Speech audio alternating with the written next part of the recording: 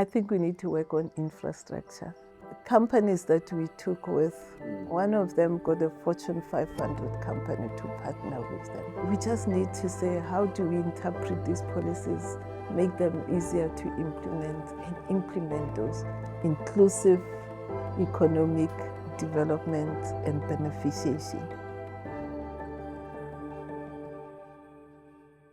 65% of businesses in South Africa that start today will not be in business within a 12 to 18 month period, and it's high. Business is a business of risk.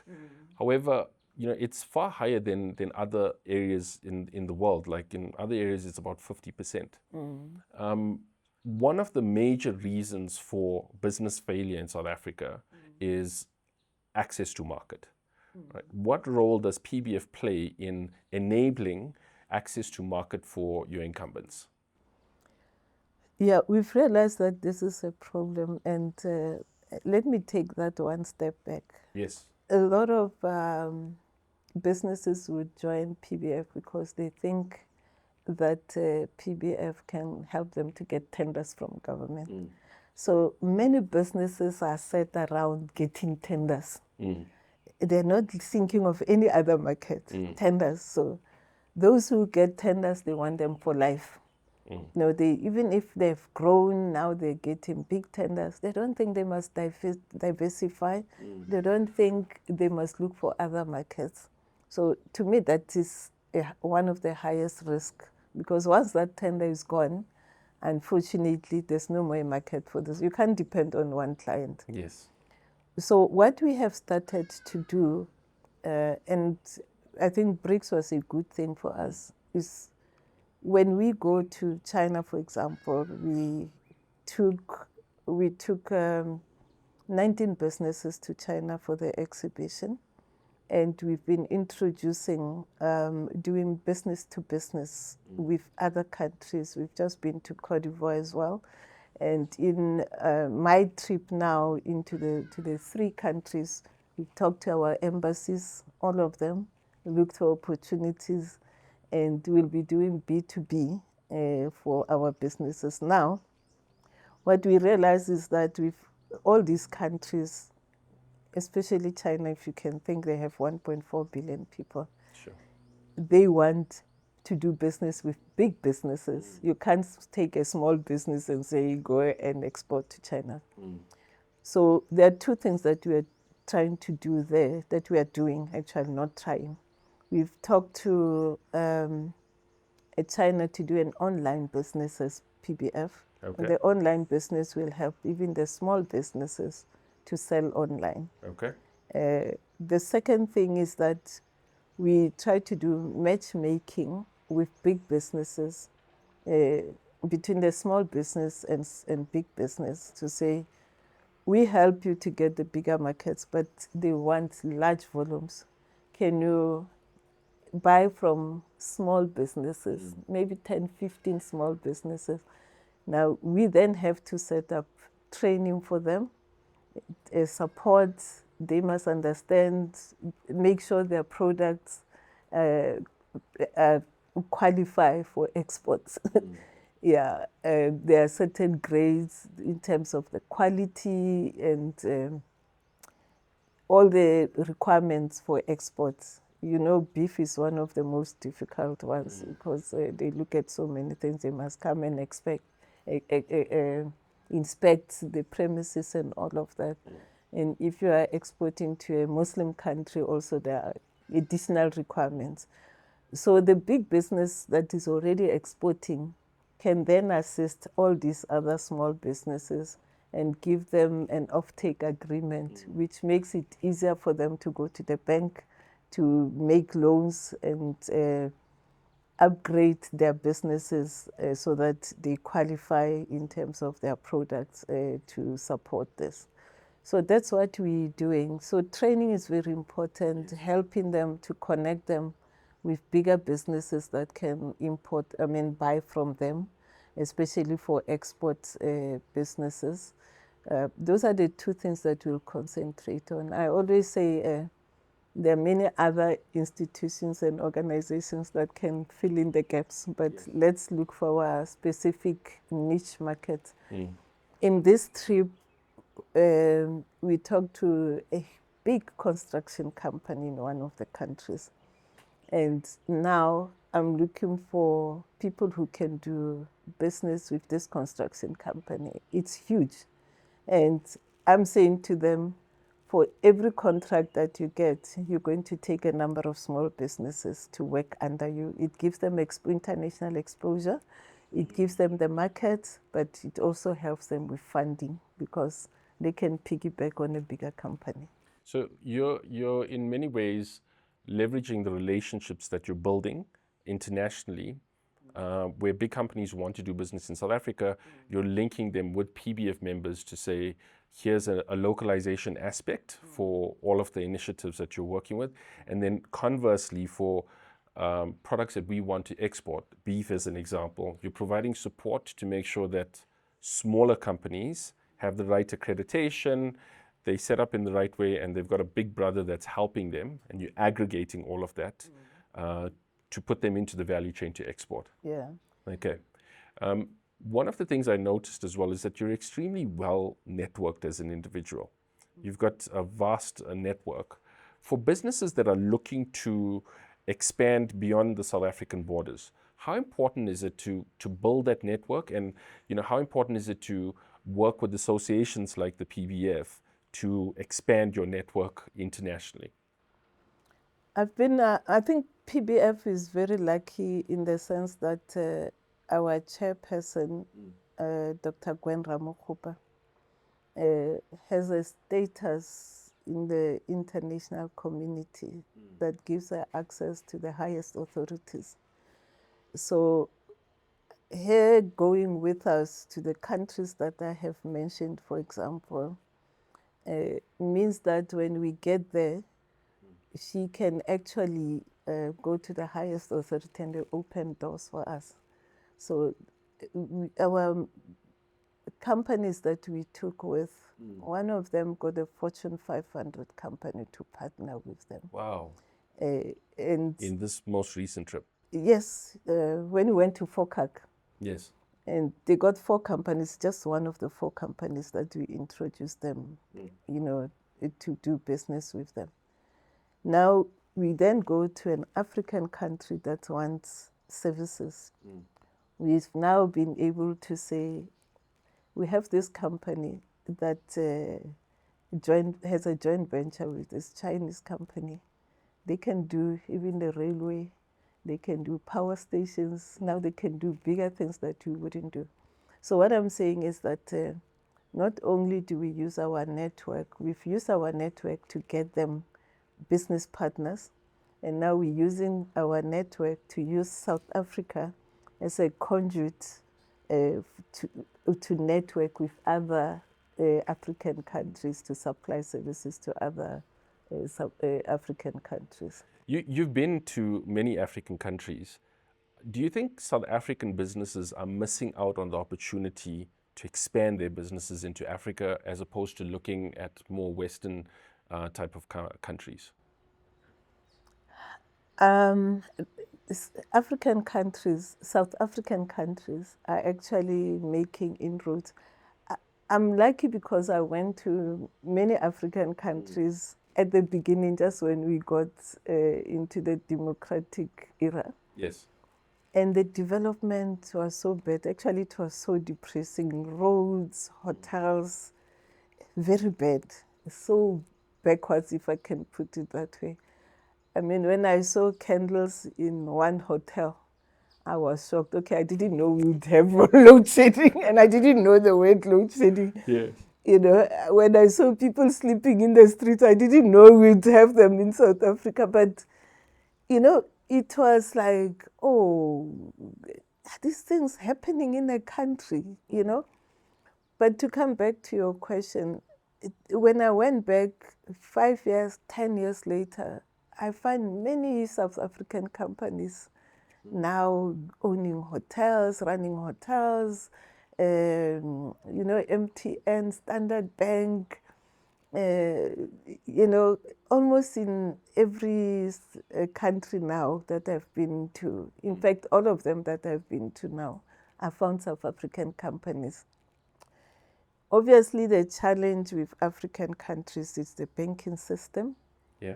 It's the whether people can take their money. The companies, investors want to know if they'll be able to take their monies out of their countries, those countries. So South Africa is a go-to country for many countries because they know that our legal systems and our banking systems are very strong.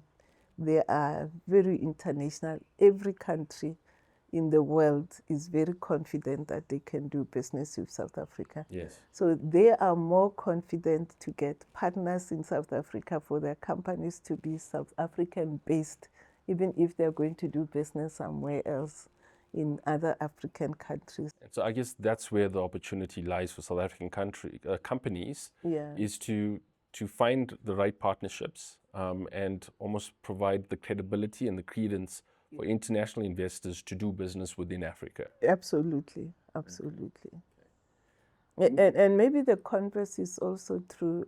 African countries are very comfortable with South Africa because we kind of speak the same language. They're confident, and you talked about the respect, the humility. They get that from South Africa. So they're comfortable to do business with us. Very true. Very good point. I think looking ahead, firstly from a policy perspective in South Africa, what do you think are some of the changes that we need to consider in opening up the market for SMMEs and enabling them to do business more freely amongst each other in South Africa, and then also from an international perspective as well? Okay, number one, and I don't know if I should refer this to this as policy, but Okay. I think we need to work on infrastructure. When I looked at Qatar, when I looked at Saudi, when I looked at Abu Dhabi now, the emphasis from government has been infrastructure. So you know how many companies closed because of load shedding. You know how many companies are unable to export because of our infrastructure. You know the ports have been a big issue, roads have been a big issue. So I think we have good policies in the country. If we give good infrastructure, if we implement, if we give support that is needed to small businesses, I'm very hesitant to say we must spend another 2 years writing policies again. I'm really tired of hearing this word with policy, policy, policy. We have so many policies that we're not implementing. So we just need to say, how do we interpret these policies, make them easier to implement, and implement those. If we need to make adjustments to policies, I think when we implement, it will be much easier to see why those adjustments should be made. So public participation will be easier. Unlike now when the policy is so far-fetched because we are not in touch with this policy. We don't know what is happening, how it's helping us. It becomes very difficult when they do public participation. Nobody goes there because we're not interested. So if we can put emphasis on implementation, I think that's the most important thing. Implementation and acceleration of infrastructure investment. Exactly, exactly. Infrastructure is very important. True. Looking ahead to 2025, what are your plans as a leader, and what's the plans for PBF in 2025? I'm very excited about 2025, but at the same time, I have a few concerns.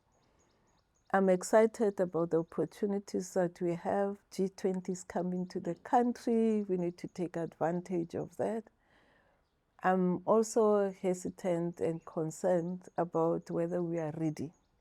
So 2025, we need to really put emphasis on readiness, on training our people in information. AI is the biggest thing now. It's a buzzword. And I've seen it live in other countries. People have access to communication, people have access to information. It's on their fingertips. And our small businesses, you talked about small businesses, they are still struggling about data. Where do I get data? We're about to clinch a deal, the data is finished. It's like proposing a woman when she's about to say yes, the data is finished. I say, I don't want this guy anymore. So we need to really, really make sure. That's why I'm talking about infrastructure, that we are connected. G20, when it comes, we should be so connected that people know where to get opportunities during the G20. And that's what we're going to focus on as PBF as well. Okay. To We connect. have it in us as a country. I mean, if you go back to the World Cup, we were in the first world country for that month and a half when the World Cup was here. We've got it in us. We just need leadership to align and everyone to be working towards a similar goal. Yeah, my interest is really in small businesses. Big businesses can do things for themselves. They know how to get their way through. They mastered that over many years. If I look back at 2010, there are so many people who prepared their houses. They were going to do Airbnb. Yes. And they never got businesses. They spent so much money and they never got businesses. So that's why I'm saying, as PBF, we also need to concentrate on how do we get these small businesses to benefit from policies, to benefit from bilateral agreements. Because I've been to some of the signing of celebrations, and I find the same big companies being the ones that are signing agreements with big companies in other countries. The small businesses are nowhere to be found. And actually, I was so proud because when we walked in with PBF members, they were the only people of color when we went there, with one of the agreements with another country. And we have since said we need to break this so that policies filter down to everyone. And Dr. Ramkopa always emphasizes this, our chair, inclusive economic development and beneficiation. We are endowed with so many things, minerals, agriculture, you name it, but we're not beneficiating. So it's important that we start really moving into that direction. And during G20 is an opportunity to say, how do we partner with other businesses from different countries and make sure that we stop this thing of extracting minerals and taking them out of the country raw. We have avos, we package them, we don't beneficiate. I'm happy one of our members actually opened a company where they're beneficiating avos. They make avo oil. Oh, wow. Yeah, for exports. So those are the things that we need to look into. So how do we benefit? There's one of our members is looking at the Mopane worms. Yes, yeah. Yeah, how do we beneficiate the Mopane worms because they're high in protein? How do we package them as protein? I don't know if it should be tablets or whatever, but you can beneficiate that into very, very high protein nutritional value that you can get from Mopane worms. So we have these things that we take for granted. My small village is called Coffee Kraal. Okay, we call it Homo Khatlo. But I asked, why is it Coffee Kraal? They said, no, as far as we know, there are coffee trees here. Oh, wow. Nobody has ever done research to say, how do we get coffee out of this? Yes, yeah. Yeah, I was talking to Tunisia. They say, we want wood, firewood. There's so much of it in my village, but there's no employment, zero. There's sisal. It's highly sought after in the world, but zero employment. It's growing wild. So we are endowed with so many things, and 2025 we really have to focus on how do we beneficiate, how do we get the necessary skills and platforms for exports from the country. Thank you, Humaira. Thank you. I think that's all the time we have for today. Yeah. We would love to have you as a guest again sometime further into the future. But thank you so much for your time. Thank And you. we wish you all of the best Thank for you. 2025 with what you're doing and what PBF is doing. We're looking forward to 2025, and hopefully when we come back, we can bring one of the companies that has benefited. Amen. Amen. Cool. Thanks. To the viewers, thanks for sticking in. Hit that subscribe button and yeah, let us know who else you'd like us to interview on the Transformation Table. Cheers.